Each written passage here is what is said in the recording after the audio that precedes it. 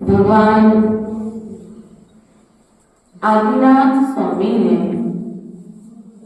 आज के दिन निर्वाण को प्राप्त किया। तो हम सभी को चिंतन करना है, क्या उन्हें जो आज निर्वाण प्राप्त हुआ है, तो क्या निर्वाण की तैयारी उन्होंने एक दिन पहले की थी, 2 दिन पहले की थी, 3 दिन पहले की थी, 1 सप्ताह पूर्व की थी, 1 माह पहले की थी, 1 वर्ष पूर्व की थी, या फिर 1 भाव पहले की थी कि भाव की साधना के बल पर आज के दिन उन्होंने निर्वाण प्राप्त।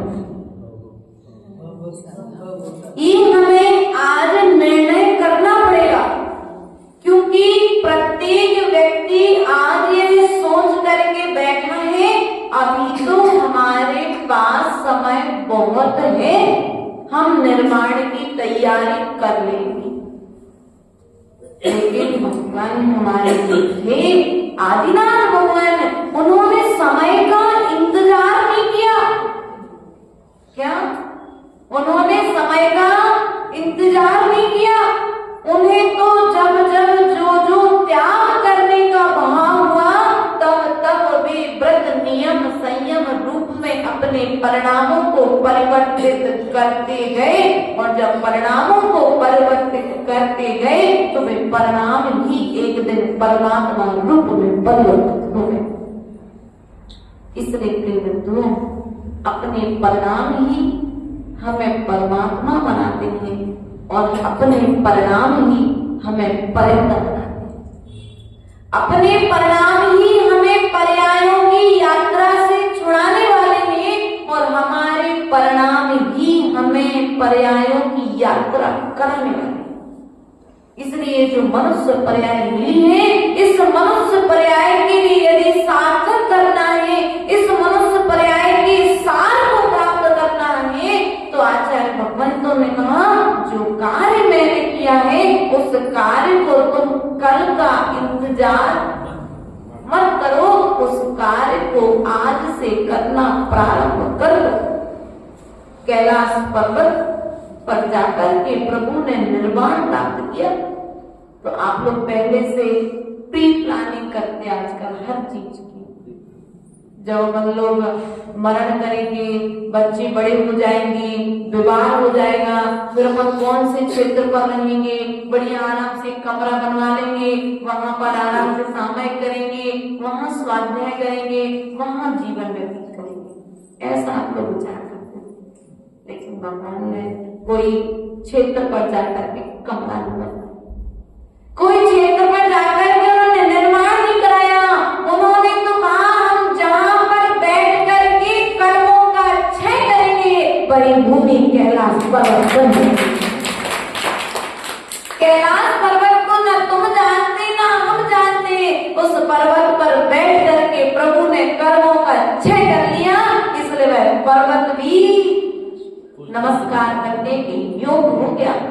जो रेत में था वो भी रज बन गया।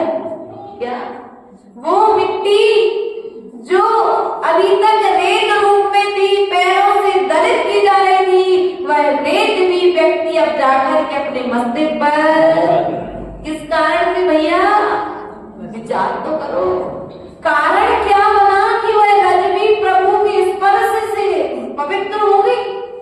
इसलिए प्रिय बंधुओं, उस जल की विशेषता तो देखो, वह जल भी प्रभु के चरणों से स्पर्शित हुआ तो गंदुदल बन गया। इसलिए आचरण ऐसा करो कि तुम्हारे स्पर्श से वस्तु पवित्र हो जाए, तुम्हारे स्पर्श से व्यक्ति पवित्र हो जाए, तुमसे स्पर्श होने वाली प्रत्येक हवा लोगों के रोगों के लिए दवा के समान बन जाए। प्रभु ने साधना की तो तन से स्पर्शित हवा भी दूसरे के तन की रोग को नाश करने वाली दवा बन गई। इसलिए प्रिय बंधुओं, आज प्रभु ने निर्वाण प्राप्त किया है और हम निर्वाण की तैयारी ना करके निर्वाण की तैयारी में, अभी तो एक मकान बनाए माता जी, ऐसे 4 प्लाट और पड़े हैं। क्या अभी तो एक मंदिर खड़ा किया माता जी, और मंदिर बना दो भैया, ये मंदिर तुमने बनाया बहुत अच्छा काम किया, कोई दोष नहीं है, तुमने एक मकान बनाया बहुत अच्छा काम किया, लेकिन ये मकान हमने कब से बनाए हैं, अनादि काल से बनाए हैं और अनंत काल से इन मकानों में रह रहे हैं। इन मकानों को छोड़ने की तैयारी कब करोगे? मन मंदिर में आने की तैयारी कब से प्रारंभ? एक बार विचार करो, आदिनाथ भगवान जिन्होंने भरत चक्रवर्ती जैसे पुत्र को जन्म दिया, किसके पुत्र हैं? बोलो तो, भरत किसका पुत्र है? और बाहुबली और आदिनाथ किसके पुत्र हैं? अच्छा, और माँ का नाम क्या है? अच्छा, इनकी कोई बेटियां भी थी क्या? इनकी बेटियां थी? और आप लोग बोलो तो, अरे पूछ लिया पूरा भगवान के विषय में आपको जानकारी है कि नहीं है? वैसे तो नियोग है कि सभी तीर्थंकर मोक्ष कहाँ से जाते हैं? बोलो तो, संवेश शिखर से ही मोक्ष जाते हैं, लेकिन काल का दोष ऐसा पड़ा कि प्रभु ने कैलाश पर्वत से निर्वाण को प्राप्त किया।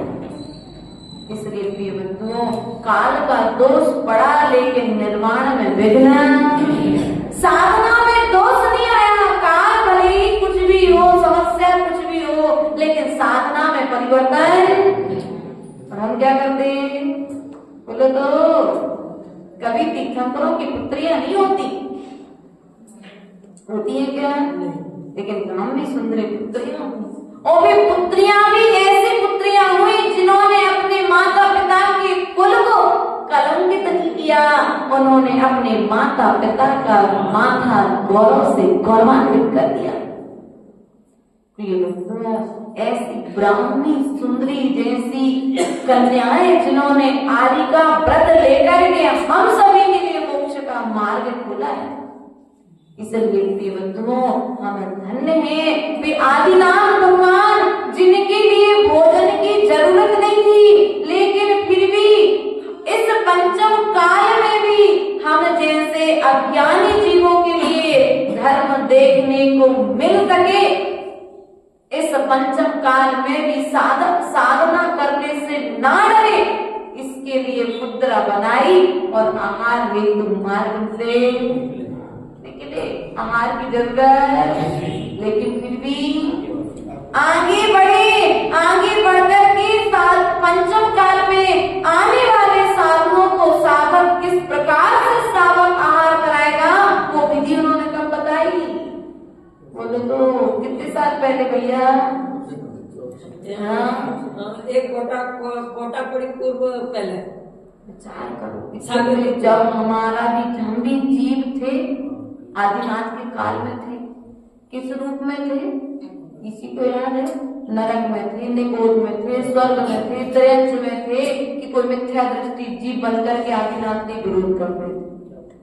अभी भी तुम लोग क्या करते हो? तो करते हो एक साधु का समर्थन दूसरे साधु का विरोध, यही करते ना। ये मिथ्यात्व की पहचान है, ये सम्यक दृष्टि की पहचान नहीं है।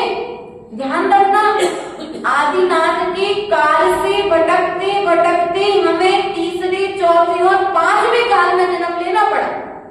अभी भी जो हरकतें हम करते आए हैं वो हरकतें अब हमें छोड़नी, बुरा लगे लग जाए, हमारा छूट ही जाए, 2 दिन में हम चले बुरी लगे तो लेके नहीं इतने करोगे और कुछ तो करोगे नहीं जाने, लेकिन सुधार कौन करते?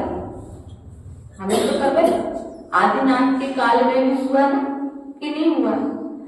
आदिनाथ के शिष्य जिन्होंने राजाओं में दीक्षा ली, दीक्षा लेने के बाद में भूख की वेदना के कारण वे वन में लगे, फल आदि को ग्रहण करने लगे। जब प्रभु ने ये दृश्य देखा कि जब चतुर्थ काल के मुनिराज मार्ग से भटक रहे हैं उधर की पूर्ति के लिए, तो पंचम काल में तो और ज्यादा सहनन में कमी आएगी, तो साधु भटक सकता है।